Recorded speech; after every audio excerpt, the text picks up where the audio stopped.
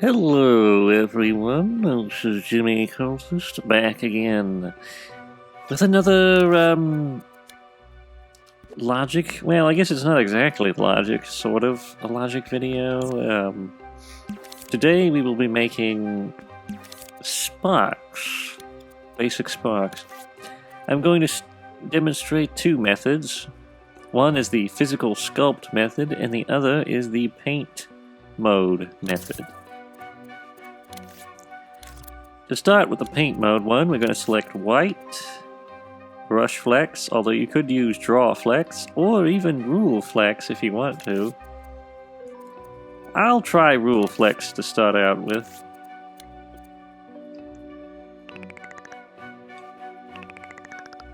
Rule flex is a good way if you want a straight, line of sparks flying out.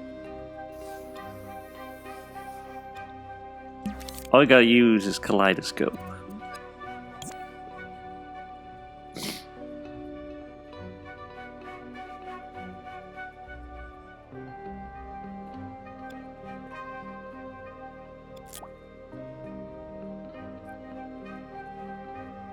There we go.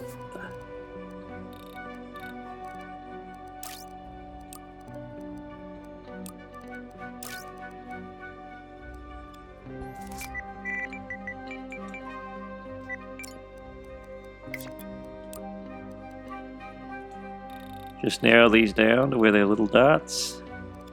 That should be some good sparks.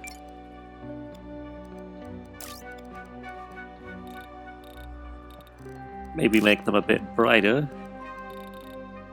The impasto also gives them more three-dimensionality, and the stretch helps them be more visible. And if you turn off loop, they'll only play once when emitted. Also, if you want there to be a thicker amount of sparks, there's always using these, the duplicates method. And scale jitter helps make it more random and natural, I think. These are what I call splash sparks, but you can come up with whatever name you want for them. In here, in the physics and properties, you'll notice this gravity setting. This will make the sparks automatically arc either up or down, depending on how you tweak the gravity. It also works from any angle, so if you were to emit them this way, they would still fall down in that direction. I don't prefer to use straight line rule flex sparks very often, though. I'm actually a lot more of a curved brush flex man myself. I think that works better in my opinion. So I'm going to demonstrate that. That's just where you draw them out like so.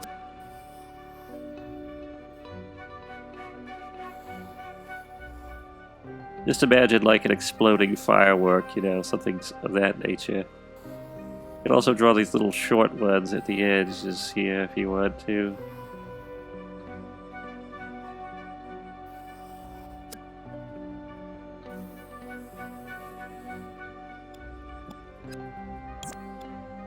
Let's realign this so it's more dead center.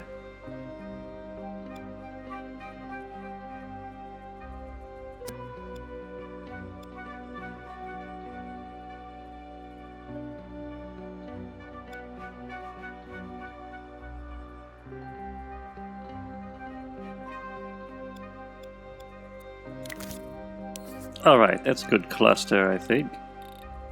Make it nice and bright. Add impasto, little stretch maybe.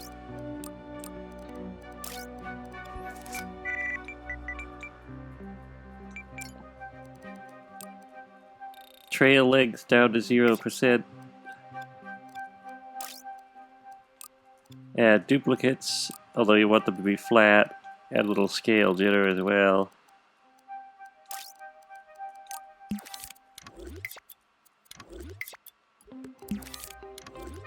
Could also be a water splash, alternatively, if you don't want it to be sparks. Taking it down the stretch a little bit might also be advisable. And you can turn off fade in and fade out for more blocky sparks. It's really up to your artistic inclinations how you want to pull these off. Making it a bit slower might also be a good idea.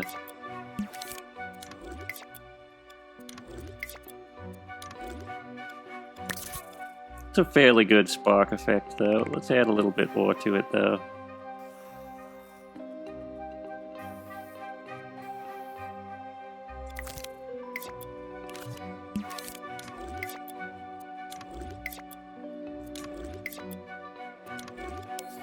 And you can also add hand-drawn effect to make it a little more jittery.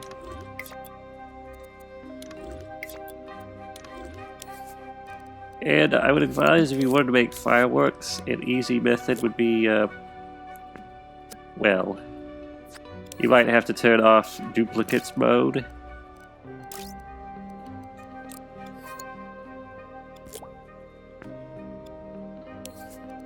Just do something kind of like this. Duplicate, and then add a little more trail and a little bit more time offset. And you'll end up with this kind of a sparky firework look.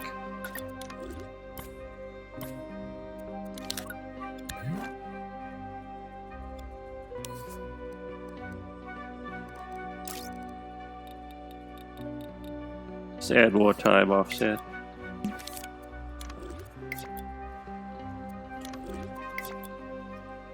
You can also make it slower if you wanted to, you know, create more realistic fireworks, but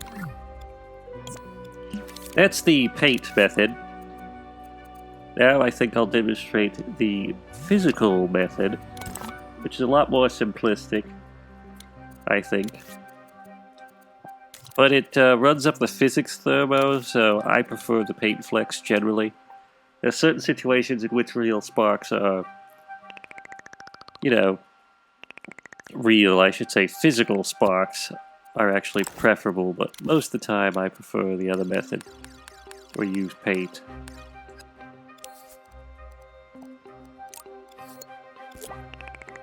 Just duplicate these two things here.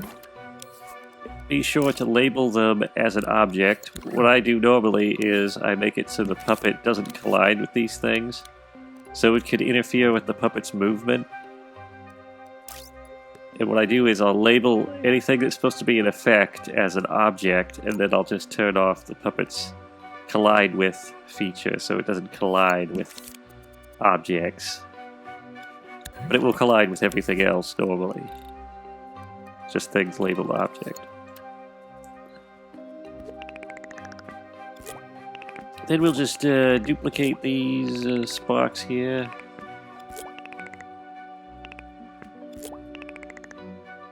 I could duplicate this couch, but it wouldn't wash. Select all of them by double tapping with X and set them to movable. You can also make it so they don't collide with friend or foe, just in case. But since they're labeled object, they probably won't.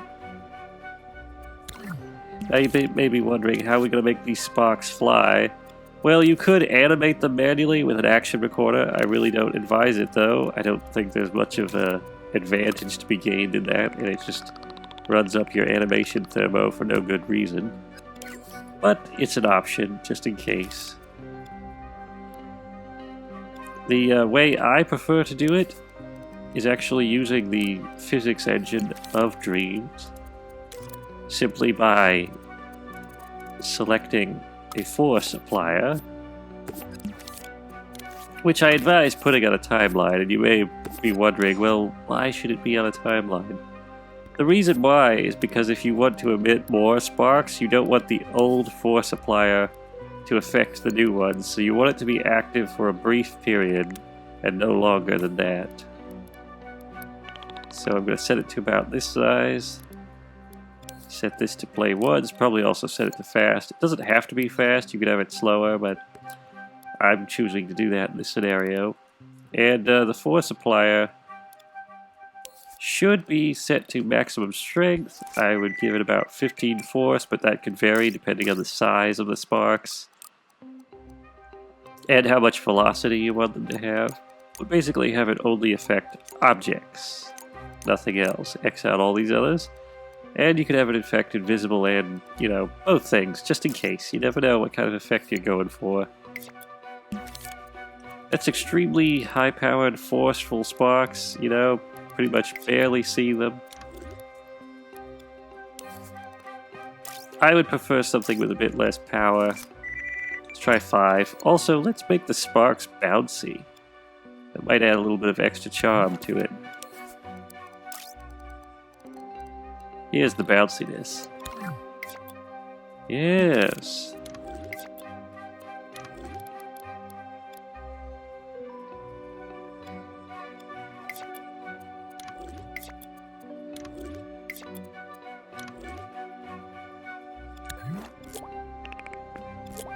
What I like to do is put a little fleck in the middle, like a quickly emitted paint fleck.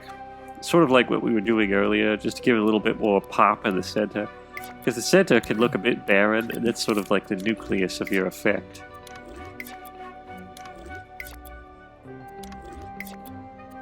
I feel like this is best added to other effects, like if you already have a sparky effect, just add these for extra gusto. But it's an interesting system. And you can make it so they're emitted that way, the contents don't remain after it's emitted.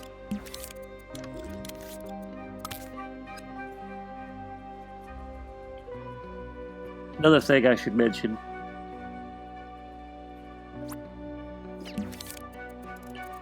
When emitting something, you're going to have this problem, which I will demonstrate. If you want to emit something constantly, you may notice that it's somewhat repetitive.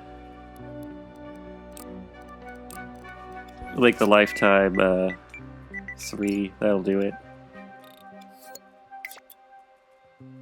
But you notice how they're kind of taking the same pattern. It's very noticeable that they're copying, and they're all going to fall in the same position because they're using the same pattern. Well, an easy fix to this is just to use an action recorder, set it to keyframe mode. Grab this little fella with R2, then move the arrow ahead, rotate it just a bit, move the arrow ahead again, rotate it again. And this will alter the emission range of the sparks, it'll rotate them. It makes something a bit more natural looking to where it's more random. And just set it to high speed and you'll get something, that scatters all over the place. So if you ever want to know how to fix that problem, that's how you do it.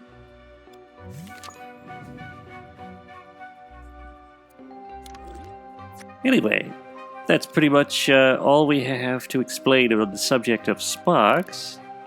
So hopefully you found that helpful. Here are the names of all of our lovely cult supporters. Many thanks to all of you. If you'd like to get your name in those credits, check the link in the description and head over to our Ko-fi. You can become a cultist neophyte to become credited at the end of our video, or you can become an acolyte to gain early access to videos in addition to credit. Now, if you aren't in the mood for membership, you can always leave a one-time tip. If you enjoyed this video and are not already subscribed, consider hitting the subscribe button down below. And maybe give us a quick like, both options are free. Also, don't forget to ring the notification bell so you will always be notified when new videos come out. If you have any thoughts, questions, or suggestions, leave them in the comment section. Or if you just want to let out your pent-up rage, give us some smack talk. Until next time, goodbye.